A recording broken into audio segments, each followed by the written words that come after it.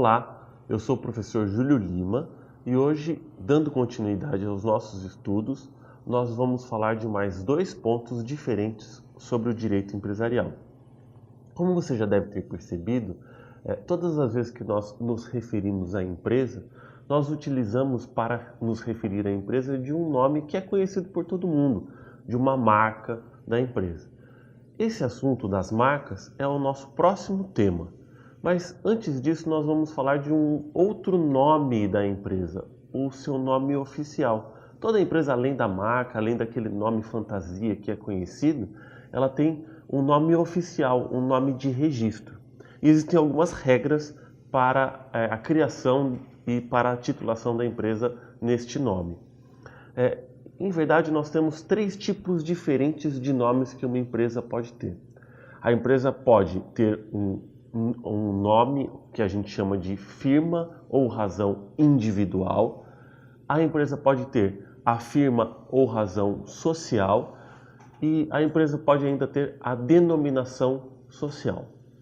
A firma individual ou razão individual, o nosso primeiro tipo de nome, é um nome que a empresa tem quando ela tem apenas um titular.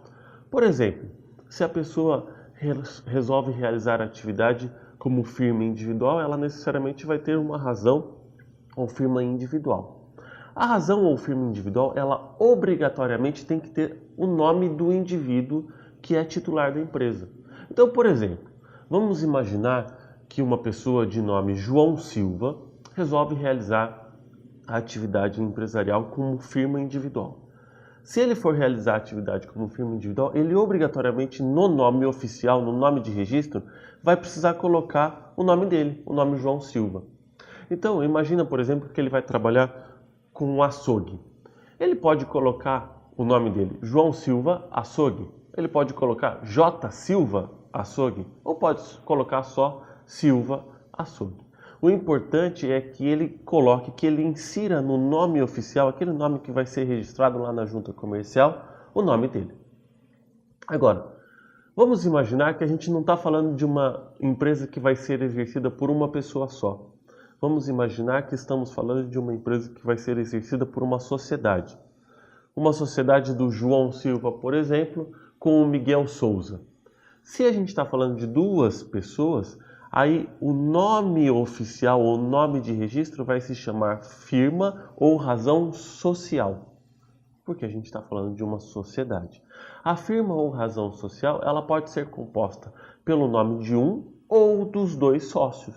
Então pode acontecer, por exemplo, de nós termos, no caso do João Silva e do Miguel Souza, a sociedade Miguel Souza e João Silva. Vamos supor que eles vão trabalhar com uma empresa que envolve tecelagem, tecidos. Né? Então pode ser tecelagem João Silva e Miguel Souza, tecelagem Silva e Souza. Enfim, várias variações podem ser feitas com o nome desses dois sócios. O importante é que contenha pelo menos o nome de um deles. E o terceiro tipo de nome de uma empresa que nós temos é a denominação social. Na denominação social, embora a gente possa vir a ter nomes de sócios diferentes ou nomes de titulares diferentes, a gente não utiliza o nome de nenhum deles. Na denominação social, quando a empresa vai realizar o registro das suas atividades, ela escolhe um nome que não envolve o nome de nenhum dos sócios, obrigatoriamente. Então, por exemplo, vamos imaginar uma sociedade ou uma EIRELI que resolve optar pela denominação social na hora de realizar o registro. Ela vai registrar a título de registro um nome que não vincula o nome de nenhum dos seus titulares.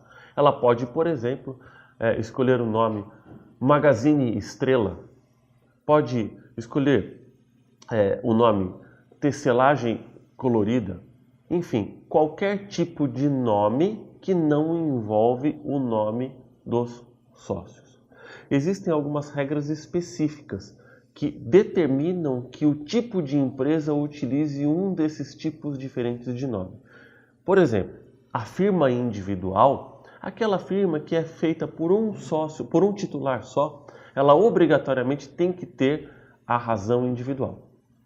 As sociedades, por exemplo, elas podem utilizar a razão social ou a denominação social.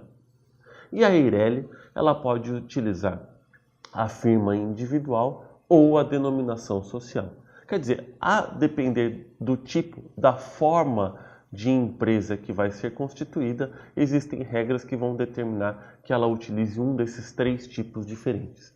Em resumo, então, a gente tem como tipos de nome oficial ou nomes de registro de uma empresa a firma ou razão individual, em que obrigatoriamente eu tenho o nome do seu titular incluído neste nome de registro, a firma ou razão social, em que eu tenho obrigatoriamente o nome de um dos sócios inseridos neste nome oficial, e a denominação social, em que eu não tenho o nome de nenhum dos titulares inseridos no nome de registro ou no nome oficial. Esse é o primeiro ponto que nós vamos ver nessa aula de hoje. Além deste ponto, nós vamos falar sobre um outro assunto de extrema importância para a atividade empresarial, que é o assunto que é chamado de ponto empresarial. Você já percebeu que em algumas empresas, em alguns pontos, em alguns estabelecimentos, as pessoas elas procuram o ponto, elas vão atrás do ponto justamente pela localização? Imagina, por exemplo, uma padaria que está há muitos anos na mesma esquina. Muita gente vai naquela padaria e conhece aquela padaria pelo local onde ela está. Então, o fato de uma empresa ela ficar muito tempo em um período, ficar um período de tempo muito grande em um mesmo ponto, faz com que as pessoas elas se acostumem com aquele ponto. Isso cria a ideia de ponto empresarial. Se o empresário que é dono dessa padaria eventualmente resolve sair de lá, é provável que outra pessoa se interesse em montar uma padaria no mesmo local, justamente porque as pessoas já estão acostumadas com uma padaria naquela esquina, né? Então, a legislação empresarial, ela resolveu proteger o ponto empresarial. Qual que foi a ideia do legislador? Ele pensou assim: vamos imaginar que um empresário ele constitui uma empresa em um determinado ponto. Se aquele ponto fica conhecido, já imaginou se o proprietário do prédio resolve tirar o empresário para construir naquele prédio a mesma atividade? Não seria injusto? Pois é, o legislador pensou assim. E ele, por força disso, ele criou uma proteção para aqueles empresários que constituem ponto empresarial. Então, se o empresário ele começa a exercer atividade em um determinado local e ele, por força disso, cria o ponto empresarial, a legislação empresarial permite que ele continue neste local e permite, inclusive, que ele force a renovação do contrato de locação. Quem estabeleceu isso foi a Lei de Locações. A Lei de Locações, no artigo 51, trouxe algumas premissas, dizendo assim, se um empresário ele aluga um espaço para o exercício da sua atividade empresarial, ele fica ali por pelo menos 5 anos, sendo que desses 5 anos, pelo menos 3, ele está exercendo a mesma atividade. Se ele tiver um contrato escrito desse período e tiver com todos os encargos em dia, ele pode pedir a renovação do contrato de locação. Ele vai fazer isso através da justiça e se o juiz perceber que todos esses pontos eles estão cumpridos, se todos esses requisitos eles estão cumpridos, mesmo que o proprietário não queira, ele vai determinar que o contrato seja renovado. Existe ainda uma última obrigação que o locatário ele precisa observar para pedir essa renovação. No período desses 5 anos de contrato, ele tem que entrar com esta ação, que é chamada de ação renovatória, no último ano, antes de completar 6 meses. Então, passados 4 anos e meio antes de começar os últimos 6 meses do fim do contrato, ele tem que entrar com essa ação. E aí ele vai pedir para o juiz que renove o contrato para ele continuar naquele local. Assim, a legislação permite que o empresário continue no ponto e continue usufruindo de toda a clientela que ele conseguiu adquirir ao longo desse período em que ele esteve no local. Aí você pode perguntar assim, mas o proprietário ele nunca vai poder pedir o imóvel de volta?